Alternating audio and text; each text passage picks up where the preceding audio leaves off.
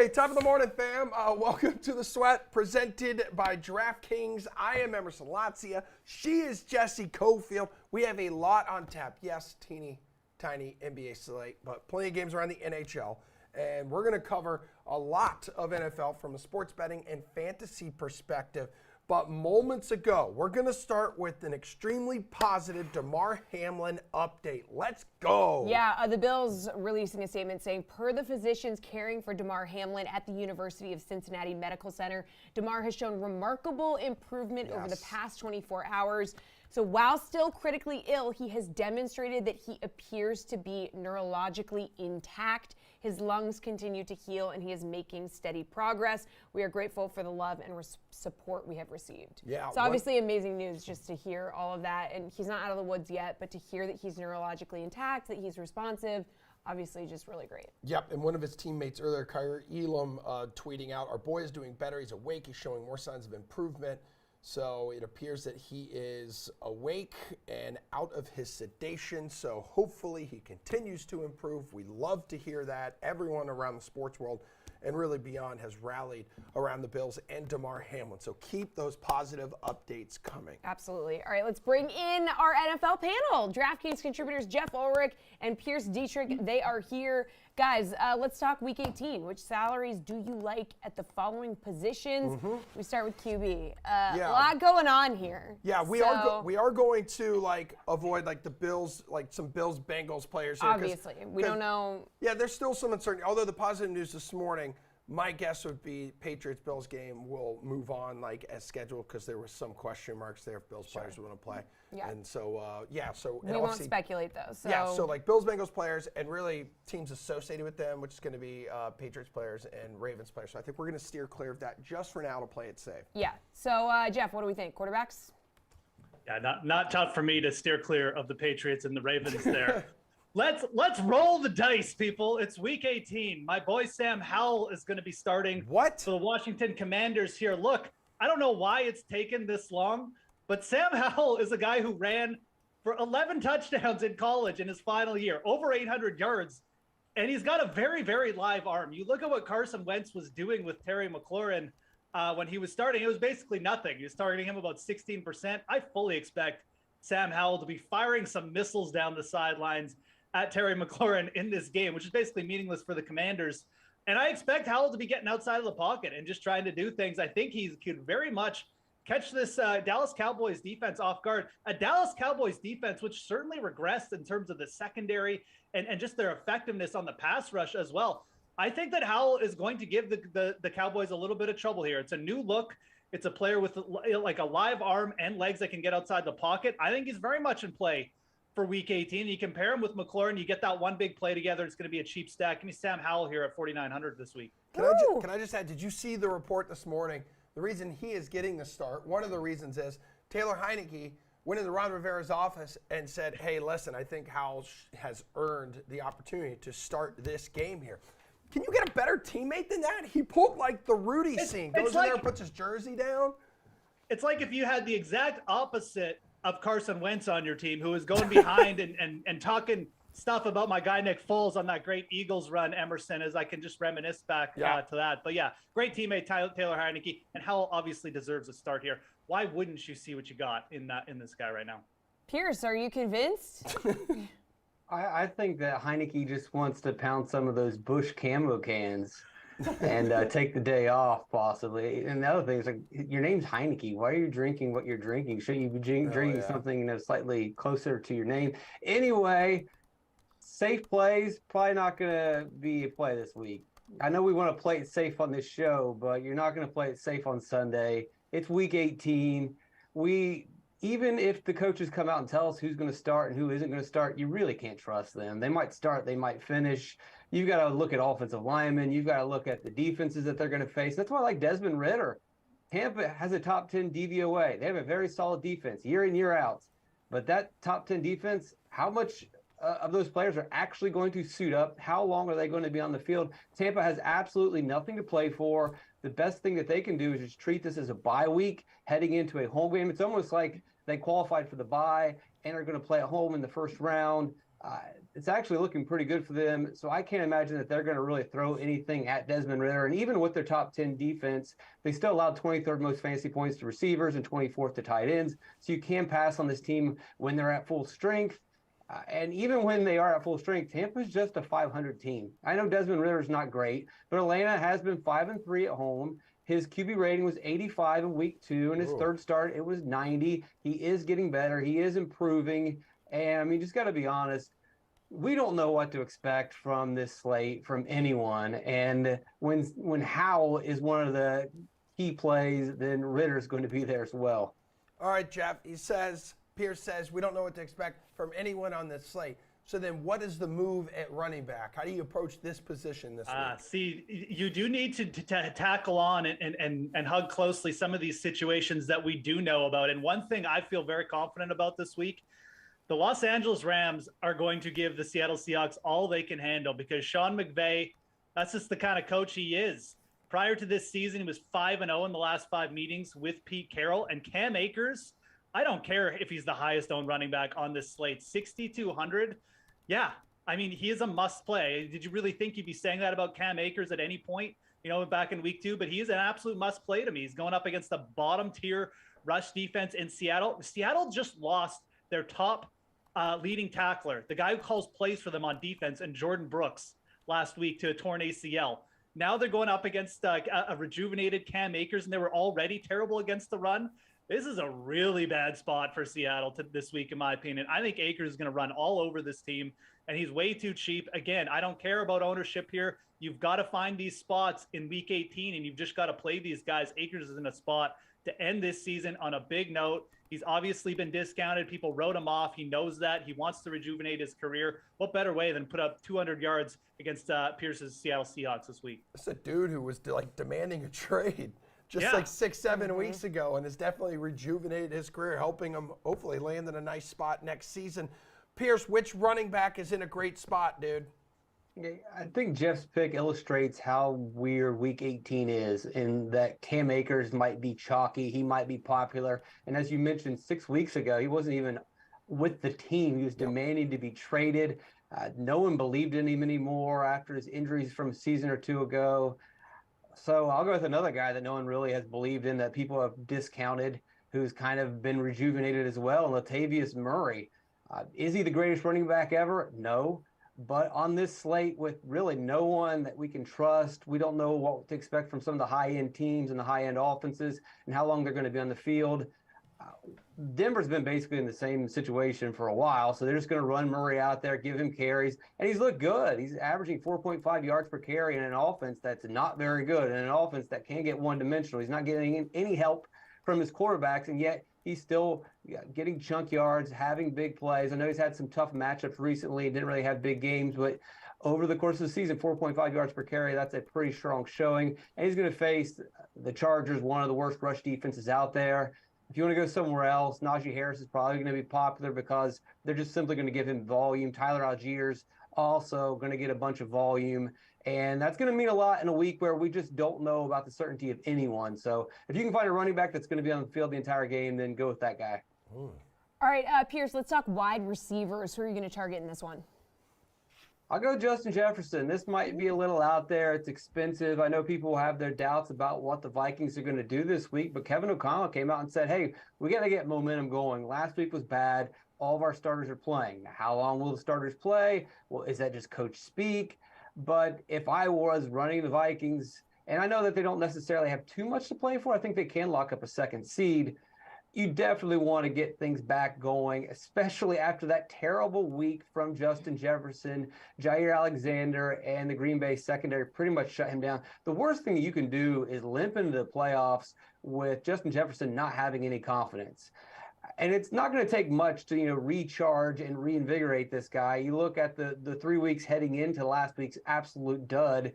He was averaging, 13 receptions a game. He had 120, 130, a 200-yard game. So kind of the norm for him is around 150 yards, not a big nothing burger. So I think that the Vikings are definitely going to make it a point to get Jefferson back on track this week. 229 yards. That's how much he needs to hit 2,000 on the season. He also needs about 184 to break Calvin Johnson's season record for yards as well. Yeah, and in that first matchup with the Bears earlier this year, caught 7 passes for 91 yards in the first quarter alone, on the way for 12 for 154. So be worth the money, Jeff. Where are you going? Yeah, wide receiver? I mean, it's not the smartest idea in the world to take for the Vikings to be peppering Jefferson with a bunch of volume here, but they're probably going to do it. I agree with Pierce. He's worth chasing. I'm going to go with Chris Olave. Another person who's kind of chasing a record here. He can set the Saints rookie receiving record with 155 yards this week, going up against the Panthers secondary, who just gave up 3 long touchdowns to Mike Evans. So you think that the Saints aren't watching that tape and now looking, oh, maybe we'll just send Chris Olave deep 3 or 4 times and see what happens. Obviously, it's Andy Dalton throwing the ball, not Tom Brady. So results may differ, but I think Olave is still in a very good spot. Healthy coming back, obviously, last game of the year here, only 6,200. Very good upside spot, in my opinion, for GPPs. A couple cheap options that you may want to look at as well. I talked about the Rams going up against the Seahawks. Van Jefferson, still a very good downfield target here, going up against a mediocre secondary. Under 4K, I don't mind that at all. If you really want to get wild, you could look at the Chicago Bears wide receivers going up against that Minnesota secondary, which is still terrible. Byron Pringle's been playing almost every snap. We're probably getting into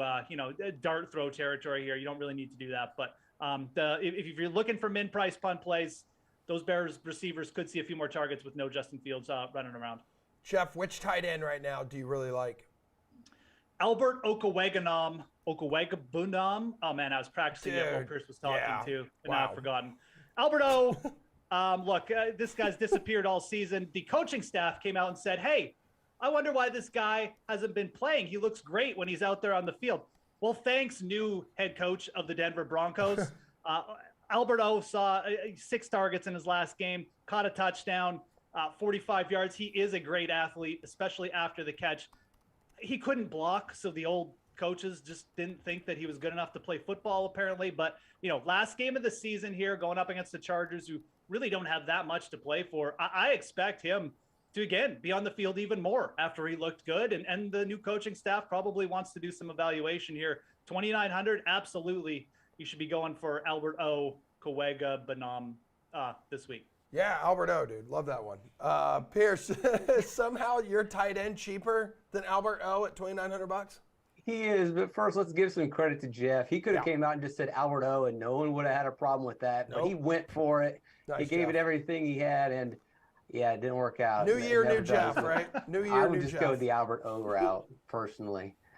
Jordan Akins, much easier to say. He is the cheapest tight end on the slate, but he's also in the game with the highest over-under, believe it or not. Houston, Indianapolis is projected to be the highest scoring game of the week. And Houston's probably going to win this game, and they're going to score a bunch of points, so you got to take guys on their offense possibly. Now, Houston shouldn't win because they'll get the number 1 pick. But knowing that it's Houston, they're going to go out and win this game. So their offense is going to play well. And Akins has quietly had a pretty good season. He's had over 400 yards receiving, over 30 receptions. I know those aren't really great tight end numbers, but they're halfway decent, especially when you consider he plays for the Houston Texans and the quarterbacks that they have been rolling out there. Indianapolis has a decent defense, but they're projected to allow a lot of points, and they give up underneath routes. If he gets into the end zone, you're pretty good. But I think you'll safely get 3 catches, 30 yards out of the cheapest tight end on the slate. All right, let's talk DST here, Pierce. Where do you want to go in this one? 49ers are going to be the most expensive on the board. I don't mind spinning up. I'll take the Eagles. They're a little bit cheaper. They're 14-point favorites in this. A lot of that has to do with Jalen Hurts coming back. But if Jalen Hurts comes back and they get out to an early lead, then I just don't see what the Giants are going to do. We don't even know the Giants are going to play at quarterback, but you put the Giants in a one-dimensional situation where they have to pass, and they may not even have Barkley. I don't see why they would put him out there anyway. You put the Giants really weak offense. I mean, they basically got a USFL receiving core out there, and Daniel Jones in a one-dimensional or Tyrod Taylor in a one-dimensional offense against the Eagles. It's going to be pretty rough. I think we're going to get sacks. We're going to get turnovers. The Eagles are already top of the league in terms of interceptions. If you're getting sacks, you're getting turnovers. You have an increased probability of getting one of those touchdowns by the defense, which kind of is implied when you have a point spread this big. It seems like we're probably going to get a defensive touchdown. So I'll pay it for the Eagles. All right, Jeff, for just $100 more, you can get the 49ers. I know they got lit up last week by Jarrett Stidham, but on the season, the 49ers DST has scored double-digit DK fantasy points 7 times.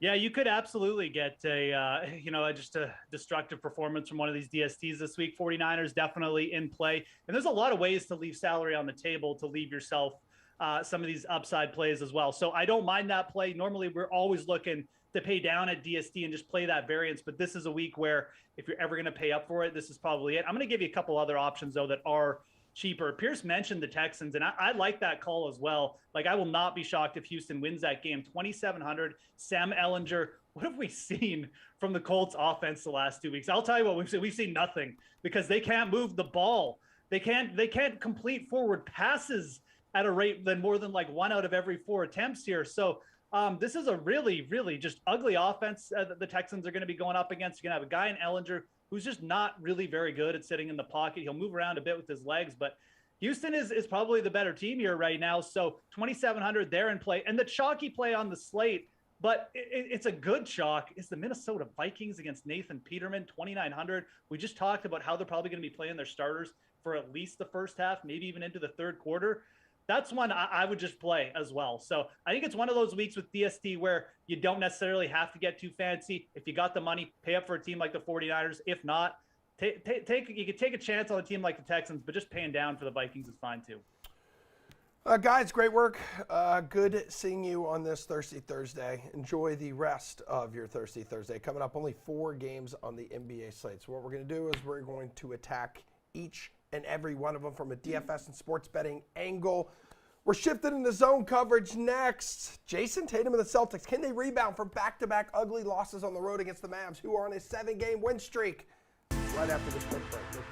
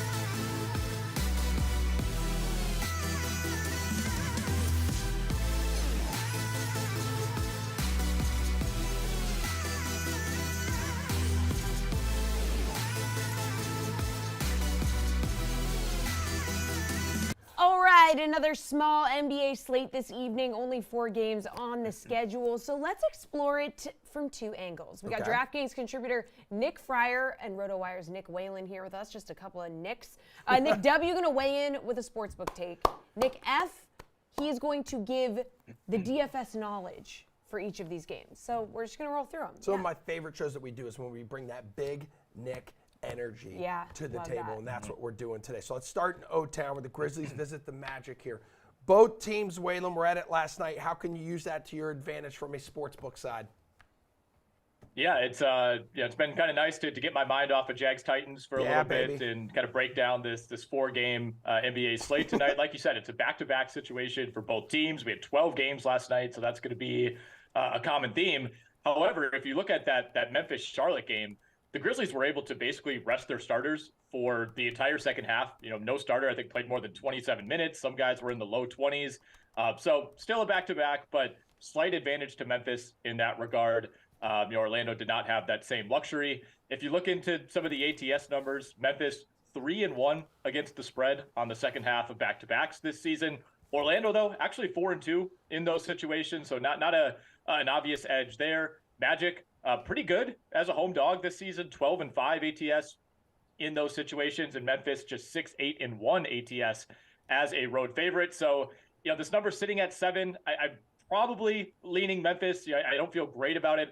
I would actually look maybe into the total in this game. Memphis, 75% of the time to the under on the second leg of a back-to-back. So I think maybe this is that the better play is to kind of look at both teams playing last night and go under on that total. Yeah, and Grizz have looked great lately, so they've won their last 4 games by an average of 15.5 points. Fryer, what's the move here in DFS?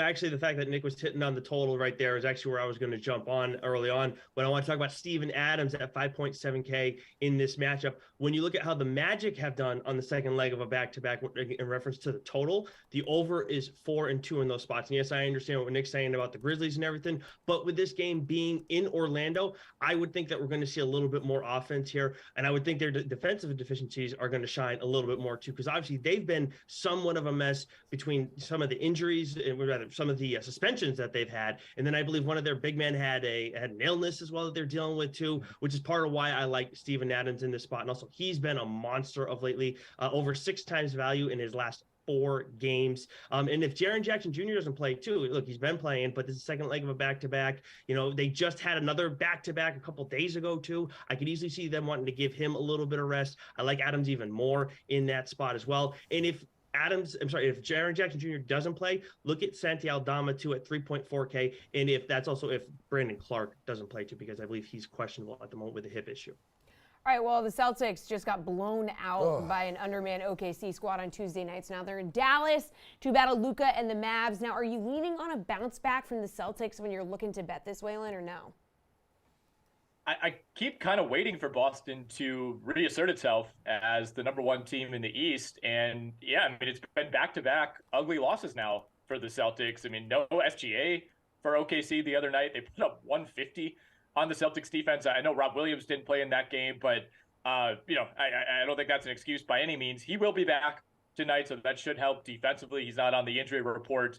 But they're catching Dallas at a bad time. Christian Wood really starting to find his role with the Mavs. They've won 7 straight. It has been a softer part of their schedule, but it's been really tough to figure out what's going on with this Boston team. I mean, just last 10 games, Boston's 23rd in offense. Dallas is 2nd over that span. The defense is starting to come around for the Celtics. They went through a rough patch. They are back into the top 10 over the last 10 games. But honestly, the biggest thing for Boston is they were so hot shooting the ball earlier in the season. And over the last 10 games now, they're 28th in field goal percentage, 27th in 3-point percentage. And it's guys like Sam Hauser and Derek White who were shooting, almost 50% from 3 through the first couple months of the season. Hauser's been under 30% over his last 15 games. Derek White shooting 23% from 3 over his last 15 games. So some of those role players who were just having the best possible start to the year, that's all starting to come back around. We're seeing the Celtics still as 3-point favorites on the road. I think I'm just going to default to taking Dallas with the points at home. And I would also look into Christian Wood's points prop. It's already up a point from earlier this morning, but sitting at 18.5. I like the over on that over at the DK Sportsbook.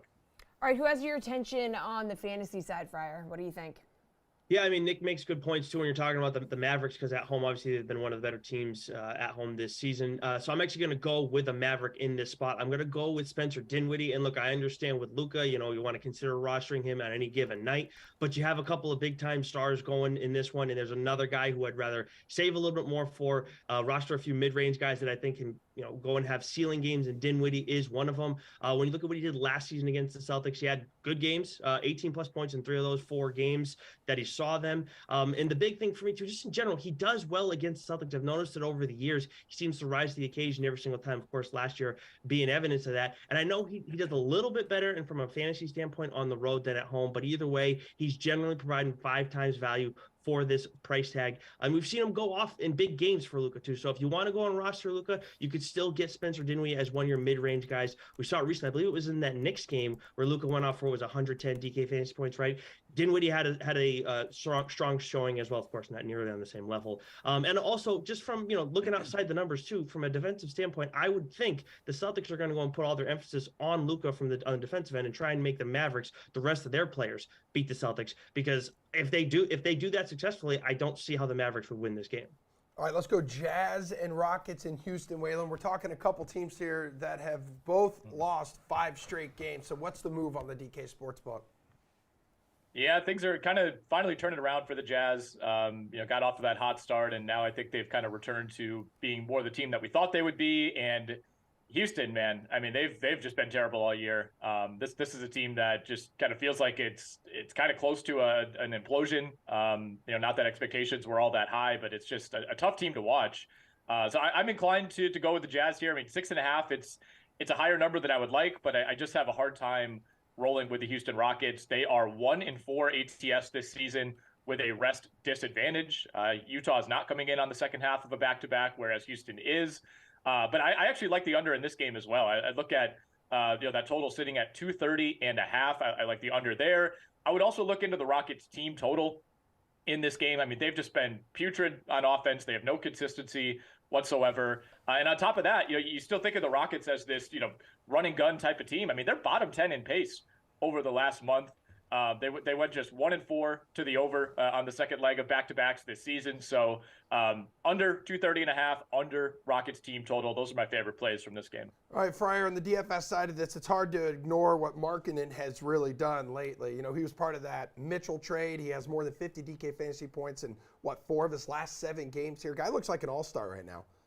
Sure. Yeah. And he may very well be. And they're definitely nice that he's worth rostering even at this price tag. But tonight, again, where I'm talking about, there's one more guy who's pretty highly priced that I want to save up for, and he's not in this game. So I'd rather look at a guy like Jalen Green at 6.6K. When we talk about the Jazz starting to put things back together again, well, the thing is they haven't done well against opposing shooting guards all season. I think they're 30th in DK fantasy points allowed. And even when they were doing well earlier in the season, when these two teams met for back-to-back games, we saw Jalen Green manage to put up 5 times value on this price tag, which is pretty much where he was at that point as well. And then you look at what he's done recently. He's provided 5 times value in 6 of his last 8 games, and that includes a 28-point showing against the Celtics. Obviously, running into issues right now, but still, that's a strong performance against Celtics at any point. And that was on the second leg of a back-to-back too. So I like Green a lot. Again, another mid-range guy tonight. All right, finally, we have the Clippers and Nuggets in Denver. LA has lost 3 straight. They dropped their earlier matchup with Jokic and co. So what's the sportsbook approach for this one, Waylon? So Kawhi Leonard should play for the Clippers, which of course is good, but Paul George, very much questionable. He did travel with the Clippers to Denver, but I think this could end up being close to a game time decision situation. So with that in mind, I mean, even with Paul George playing, I think I like Denver, but the potential to be without PG really pushes me in favor of the Nuggets. I would lock in Denver -5 right now, because I think that number could swing if we get news later today that Paul George is not going to play.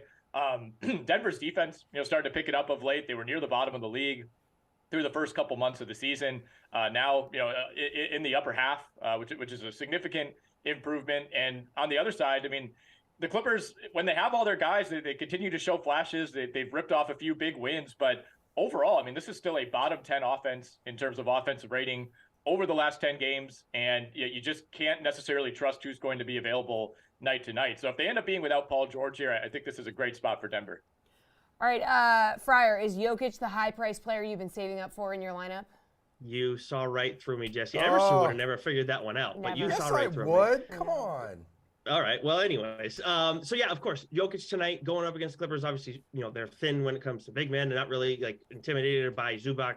You look at what Jokic did earlier in the season against the Clippers. He only had 50.75 DK fantasy points. When at his price tag, of course, that is not enough. But he did that despite only scoring 19 points on 13 shot attempts, and he was efficient in those shot attempts. But to me, mind-blowing, almost as mind-blowing as him shooting 50% last game, and it hurt his shooting percentage, obviously at 61.5% right now. Look, a walk-in triple-double. He's almost averaging 1 on the season. To me, this is a great spot for him, and definitely the guy you should be saving up or building around him tonight. Hey, Waylon, as a fellow lifelong Jags fan, I want you to know that after talking to Fryer last night on the slate, he too is supporting America's team this weekend against the Titans. So welcome aboard. We're happy. Well, that line moved a little bit in favor of Tennessee. I'm a little nervous about the Josh Dobbs situation. Yeah, but I think if we stick together, we'll be fine. Yep, that's it's about the covering. Covering might be an issue, but I have no doubt about the Jags. I got to break out my old Brunel jersey. Yep. You and me both, buddy. Looking forward to having you both over this weekend. Enjoy the rest of your day. We're going to talk some NHL. We got 3 analysts here going to help us build a money-making lineup after this break.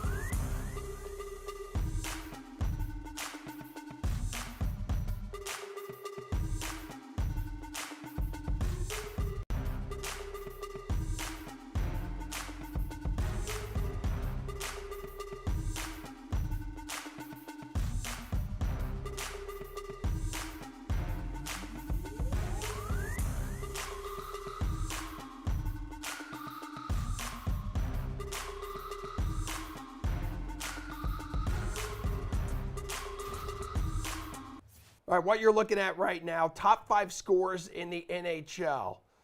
Oh my God, Connor McDavid. Yeah, head and shoulders above everyone else. Right? Just a man among boys. Yeah. Quite impressive. Let's dive into tonight's slate here with NHL.com's Anna Dua, RotoWire's AJ Scholes, Paul Bruno, three-headed monster. Okay. But a beautiful and handsome monster. Yeah, okay. So we're just about halfway through the NHL regular season. As you can see, Connor McDavid, like I said, just head and shoulders above everybody else in terms of the NHL top scorers. But does that mean that he's a surefire play in your lineups this evening? What do you think, Anna? I mean, he probably is, but I'm going to try to give you a little bit more value here at the center position. I really like Philip Deneau. I know he's in an unfavorable matchup tonight against the Boston Bruins, but that line he's on has really impressed me as of late with Victor Arvidsson and Iafallo. And Deneau, he has points in 7 of his last 8 games. He's been really productive on that second power play unit with his line mates as well, so he's a center worth looking at for only $4,500. Okay, do you want to pay up for center or save some money, AJ? Look, it's just, Anna's right. Like, you probably can make an argument for McDavid. He'll probably score multiple points tonight. But can you build out the rest of your lineup if you spend that much for him? For me, I'm going to stick with Jack Hughes of the Devils at 7,700. We talked him up the other day, and he didn't disappoint with a 2-point performance. It's a home matchup for New Jersey tonight, so I'm not as concerned about the fact that they're on a back-to-back. And it's a good matchup against a banged-up Blues team. As I said, he's $1,800 cheaper than McDavid. He's going to give you significantly more lineup flexibility the rest of the way as a result. So while McDavid probably will have multiple points, I just think it limits you too much on what you can do with the rest of your lineup. All right, Paul, what do you think? What's the play here? I agree with the very last point that AJ made, and I'm fading McDavid because I just think that he's up against a team that has a defensive structure and hits a lot, and I don't think the Oilers like that style of play. So 2 reasons not to like him, the price tag and the style of play of the opposition. Instead, I'd rather pay up for a guy like Nate McKinnon. I mean, he's a couple of games back from a long stint on the injury list, and I think he's just about ready to roll. He's looked good in the games that I've seen, but we're looking for a game where he can really explode, and I think tonight that's on the table against the Vancouver club that's got a lot of issues. So that's one point. And if you want to save some money, go $1,700 cheaper for me, because Zibanejad in a game that I really like. I mean, normally I'd say my second favorite team on any slate is a team that faces Montreal. Well, tonight that's the Rangers, and the Habs are on a 6-game loser right now. And so you make a case for Zibanejad centering their top line there, and I think the Rangers are on a bit of a uptick while the Canadians are on a downtick. So that all adds up to a big night for the visitors. AJ, take us to the wings and things department, man. Who's the dude tonight that's going to put up some points? Well, despite the terrible matchup, I'm taking Philip Forsberg here at 6,100. Even though he's going up against the Hurricanes, he's got a ridiculous 8 points in his last 3 games, including a hat trick. So normally I think you'd see him in a lot of lineups tonight, but the fact that they're on the road against Carolina is probably going to scare some people off. I'm not saying the Preds are going to win this game by any stretch of the imagination, but I do think if the Preds get any sort of offense, they should be capable of getting 1, maybe 2 goals here. Those are going to come through Forsberg one way or another, whether it's assists or goal scoring himself. He's just been on a tear lately, and I think he's worth kind of a bit of a contrarian play here to get him in, even though he's going against that strong Carolina team. Paul, what's the move at wing? At wing, I like to hammer on that Rangers-Canadiens game again. Artemi Panarin keeps saying, I expected him to have a big comeback year, and he is doing that. He's the leading scorer on a talented and deep New York offense, and they're going to feast on the Canadiens tonight. He'll be right in the middle of it. I can't believe he's only $6,000. And then here in Toronto, Leafs host Seattle, and another surprise for me, Mitch Marner, only $6,200 for arguably the Leafs' most consistent scorer. He's involved in a lot of their offense every game, and I expect a high-scoring tilt here for both sides. Marner's a straw that stirs the drink for Toronto. They need a bounce-back effort over losing their last game. Yeah, Panarin, 11 goals, 44 points in 39 games this season. Anna, what do you want? Who do you want there at wing? I usually don't go to the top of the board, but I absolutely have to tonight because Alex Ovechkin, I mean, they're just setting up a great matchup for him. He's on a 3-game scoring streak. He has 6 goals in those 3 games. He's top 3 in the NHL in goals right now. He's playing against the Columbus Blue Jackets, who have the 2nd most goals allowed per game this season in the NHL with just under 4 per game. So, I mean, Ovechkin's going to find the back of the net tonight at least once, maybe multiple times, so I can't argue against him. All right, what about a defenseman that could pile up some DFS production from the back end, Paul? What do you think? Finishing up my Rangers stack with Adam Fox, $6,300, part of that Rangers attack against the Canadians. This guy's on a good roll. He's been a consistent scorer all season long. He's going to get about 20, 25 minutes of the action, all in high leverage minutes. 7 points in his last 7 games. He's going to make it 8-8. All right, Anna, what do you think? I'm taking a look at Tyson Barrie. I know he's in a little bit of a slump right now, and he's at 5,000 even right now for tonight, but he's still in their top power play unit, and he's still putting up shots even though he's not finding his way onto the score sheet. He went on that crazy point streak in December, and I think it's going to start again sometime soon. He just has such good lineup position on that Edmonton team, so maybe Tyson Barrie can get back on the sheet tonight. All right, AJ, what's the play at defenseman? Yeah, for all the reasons that Anna talked about using Ovechkin tonight, I think you look at Erik Gustafsson for 4,500 here. That's just a huge discounted price for a guy playing on their number 1 power play unit. He was on a bit of a heater there with a 7-game point streak that did come to an end against Buffalo, but he should be right back in there. They'll get plenty of power play opportunities. And as Anna said, the Jackets are just leaking goals, and so Gustafsson should be a contributor here for them. All right, Anna, a goaltender, any early leans right now? I feel bad because I feel like AJ and I have been on the same page this whole show, and I'm going to ruin it because I'm going Logan Thompson playing against the Pittsburgh Penguins tonight just because the Penguins, I mean, they just can't get the wins right now. They have the injury concerns on their roster, and I like Vegas in this matchup. Logan Thompson has had a couple of good games as of late. He's a talented goalie playing against this battered Penguins team. I like him in net. Deal with it, AJ. Who's your goalie? She's not wrong on anything she said, but I just can't bring myself to do it. But you probably should listen to her and take Logan Thompson here. I'm going to hammer this matchup between the Jackets and the Capitals here. Since the start of December, the Blue Jackets have had the 3rd worst offense in the NHL at just 2.27 goals per game. So I'm going to look at either Darcy Kemper or Charlie Lindgren, whoever starts here at 8,100 tonight. I'm guessing we'll see Kemper. He has struggled a bit of late, but against this woeful Columbus offense, I think either guy is in play. You could also consider looking at Igor Shesterkin. He's $200 more than Kemper or Lindgren, but he's going up against a Montreal team that's also struggled to produce offensively. Paul, who's your netminder? I've got 2 games that I see as lopsided and in favor of the goalies there. Looking at Darcy Kemper, like AJ said, regardless of who starts with the Caps tonight, the Black Jackets are a tire fire, and so that's the highest win probability. Up next, I go to Georgiev and the Avalanche against Vancouver. Both teams are struggling of late, but Vancouver's was struggling for a hell of a lot longer time. I have more confidence in the Avs, and that means Georgiev's my play at $7,700. All right, finally, please give the people some value for their lineups. Where are you going, AJ? Well, I'm going to go back to the blue line here and kind of buck the trend of what Anna was saying. I'm going to go with Ty Smith of the Penguins.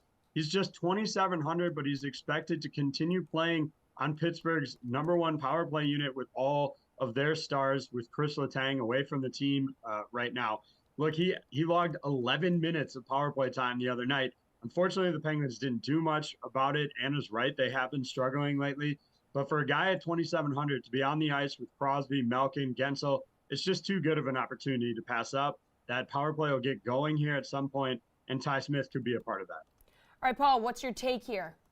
Toivo Teravainen is a guy who's been a top 6 forward his whole career, but he really has had injury issues to start this season. Only now is he getting some traction on the top line, playing left wing alongside Sebastian Aho. Long-time partnership there. $3,900 the price tag against Nashville, and he's finding his groove of late. And back in the top line, I think he's going to produce tonight. And I smell an upset against Edmonton for the Islanders. And Anthony Beauvillier playing right wing on the second line. He's been a little bit of a slump lately, but he's in a real good spot this evening with 2 productive players alongside. I think he breaks out of that and adds to Edmonton's miseries. All right, Anna, value, please. I mean, I stabbed AJ in the back, and now I'm just going to dig the knife a little bit deeper because I'm going Michael Amadio of the Vegas Golden Knights because, I mean, guys, he's on a 7-game point streak right now. He has 9 points, 5 goals, 4 assists in that span, and he's at 4,100 tonight. And the Penguins, they haven't won a game in their last 5 games. I don't think they're stopping the Vegas Golden Knights tonight. He's playing on the top line with Chandler Stevenson and Mark Stone. So he has great lineup position. He has a great opponent. He has a great matchup. Everything's set up for him to produce a lot and keep this point streak going. All right, thank you so much. watch hockey, friends. Coming up, the Jags are preparing to take down the AFC South. Let's find out if our NFL panel's on the same page as we talk Jags, Titans, and the beautiful Trevor Lawrence. Plus, we roll through a few other NFL playoff clinching scenarios right after this.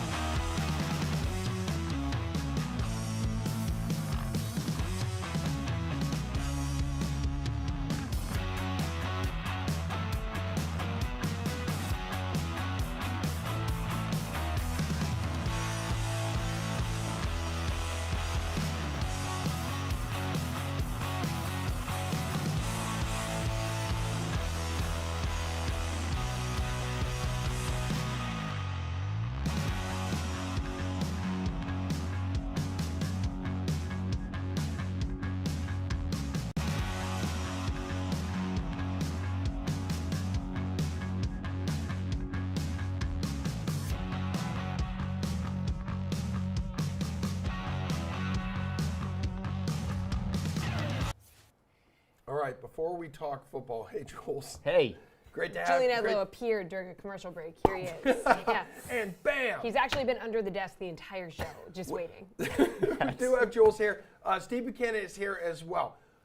Original plan to talk best bets around the NFL, which we'll dive into here in just a second. But you two being huge baseball guys, we cannot ignore the fact that what the Red Sox did yesterday, like hell has frozen over. They decided to pay Rafael Devers a lot of money, $332 million over 11 years here.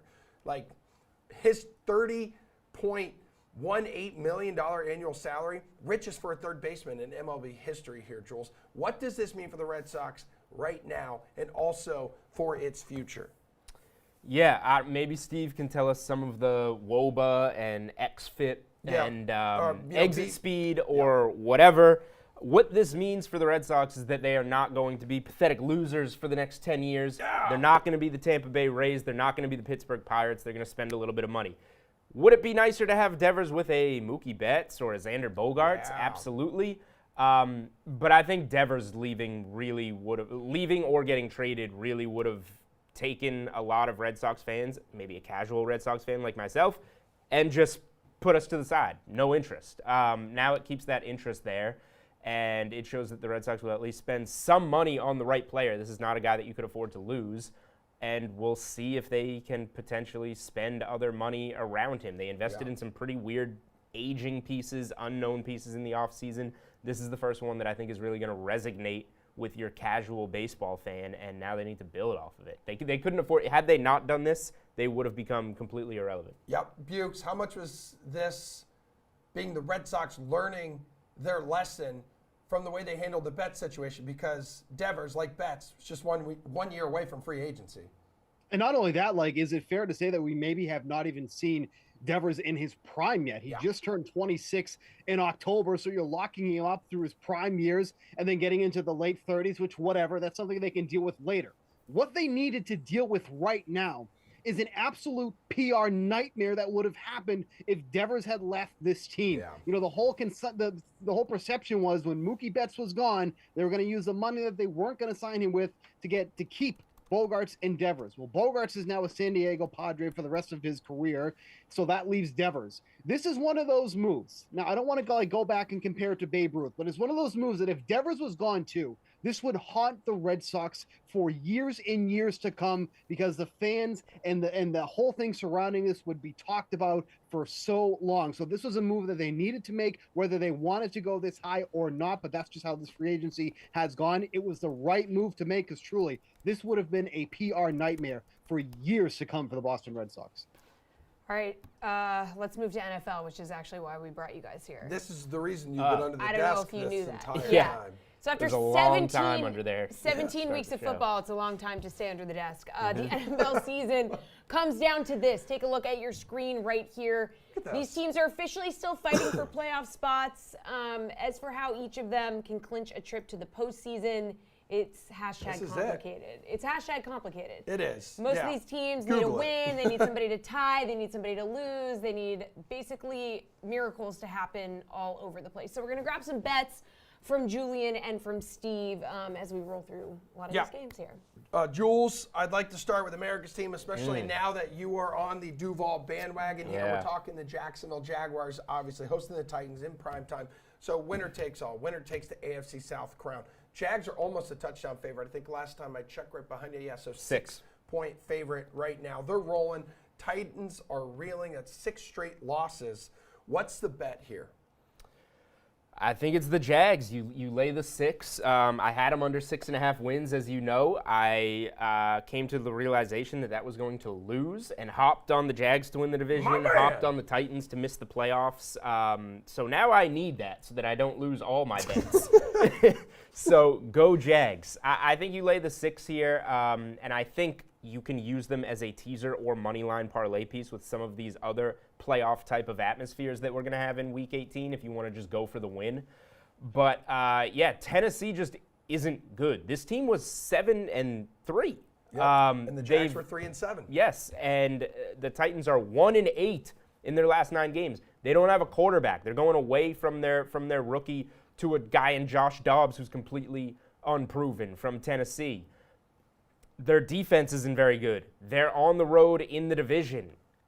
Tennessee's just been so bad that whether you like the Jags or not, I think this is a spot that you have to go against Tennessee. It doesn't bode well for them. So Bukes, as a home favorite this year, Jags 0-2 ATS, but they've covered their last 4 entering this week. Yeah, and they're 4-2 against the spread as a home team, and they're covering by an average of 4.5 points. Here's the thing, though. The Titans haven't covered a spread since November 17th. That was week 11 against the Packers when they were 3-point dogs, and they won that game outright. This offense, kind of like Julian said, has just been struggling. They haven't scored more than 14 points in 4 of their last 5 games, while the Jaguars are just rolling on offense at this point here. Don't forget when these two teams met not that long ago. 368 passing yards to Trevor Lawrence in that game. The Jaguars dropped 36 points on that Titans defense. I think we can see more of the same like we did in that matchup back in Week 14. I think you got to take the Jaguars to cover here in this game. All right, another win and you're in scenario going down Sunday night in Green Bay. Aaron Rodgers and the Packers just need to beat Detroit. Meanwhile, the Lions would also need the Rams to knock off the Seahawks. Packers 4.5-point favorites here. So does Rodgers pull this thing off, Steve? I'm just staying completely away from this game because it really comes down to what happens in that Seahawks game. If the Seahawks win during that afternoon slate, that late afternoon slate, the Lions are out. They have nothing to play for. So what's going to be the motivation in that game? Whereas if the Seahawks lose, then, we obviously see a much more motivated Detroit Lions team. So I really don't feel like it's worth taking it early at this point because you could have 2 completely different games when that one kicks off. It actually is to the Lions' detriment that this game is later now in that primetime spot because, quite frankly, it could be a meaningless game at that point. With that being said, Detroit has been one of the best teams against the spread all season long. They're 11-5 in that scenario, so obviously they've been doing very well at covering the spread, but I don't want to take this game early because I just don't know what type of game I'm going to be getting when that one comes to kickoff, so I'm just completely staying away from this one here, but if I had to take a lean in this one, I would lean Detroit. Yeah, I mean, like you said, 11-5 against the spread, including 8-1 in their last 9 games. Yeah, this is a good Lions team. They've covered 9 in a row in the division as well, but they have lost 17 of their last 20 trips to Lambeau Field. This is one, like Steve said, Detroit could lose motivation here, but in the end, even if Seattle wins, this is still an 8-8 team. This is still Dan Campbell, who's rallied the troops all year. He's potentially in the Coach of the Year conversation. I still think Detroit would show up for the final game of the year, trying to go above 500, get a win at Lambeau. But it would have to be in the back of the minds of the players that they can no longer make the playoffs, and that's a little bit of a letdown and favors the Packers. So I just think if you take all that out, the way that the Packers have been rolling, they were my best bet on the Sunday sweat last week. They destroyed the Vikings at Lambeau. Now you get the Lions, who are more of an indoor offense, going out to Lambeau at night, elements.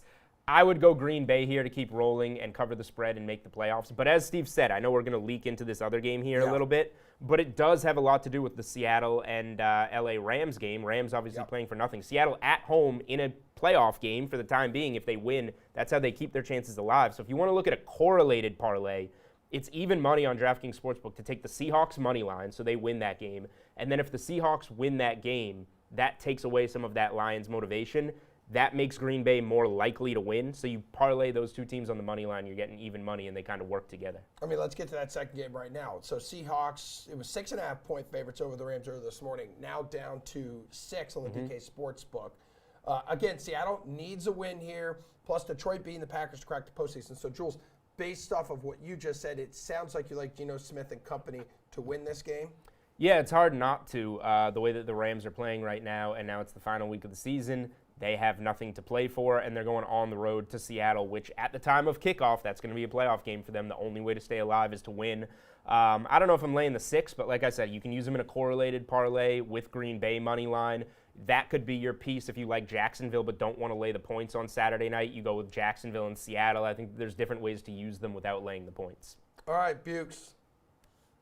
Yeah, the other thing about this, too, is that if you look at the Rams' points, their offense under Baker Mayfield is pretty inflated because they dropped that 51-point game in the dismantling of the Denver Broncos. That being said, if you take out that game, they're averaging just 13 points a game when Baker Mayfield is under center at this point. The Rams did cover in the prior matchup against the Seahawks. They were 6.5-point dogs in that one, but Seattle did win that game 27-23.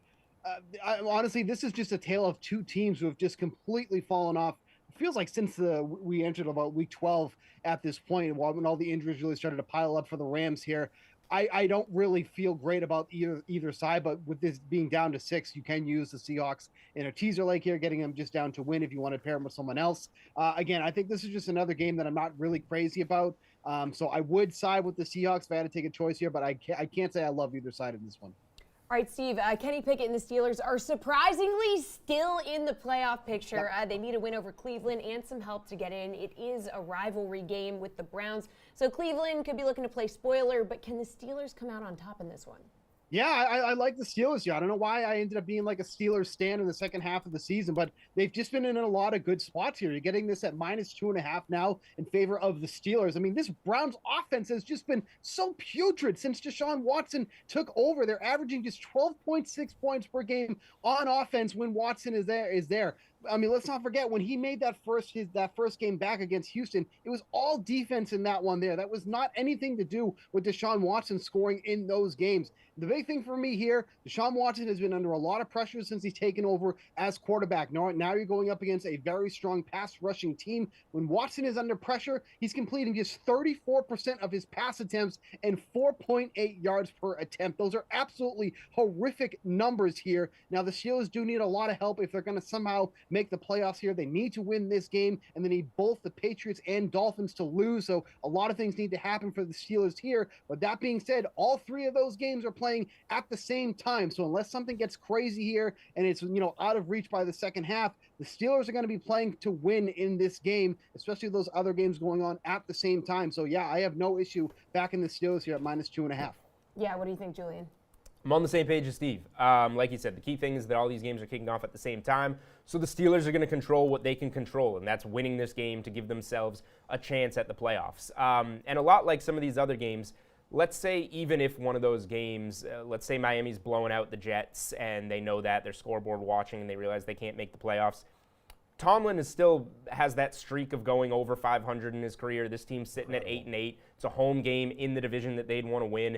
And it's not like the Browns have anything to play for on the other side. So they, from the start, aren't playing for anything and have no reason more than the Steelers, if it were a meaningless game, to go all out for this game. So I think there's a lot of things that point to Pittsburgh in this game. They've been a top 10 defense since getting TJ Watt back. The offense with Kenny Pickett is getting a little bit of momentum. And like Steve said, this Browns offense with Deshaun Watson just isn't scoring. I have no faith in them putting up more than 14 points in this game, if even that. So I definitely like laying 2.5 with Pittsburgh. Browns are trying to sweep the season series with Pittsburgh for the first time since 1988. It's a long time. That was great. That was a great year, dude. That was a great year. Yeah. Steve, thanks, man. Jules, thank you. Jesse, thank you. Everybody who watched and worked on this show, thank you. We're back here in studio tomorrow morning, 11 o'clock Eastern time. That was very creative. We'll see you then. Thank you. You're welcome.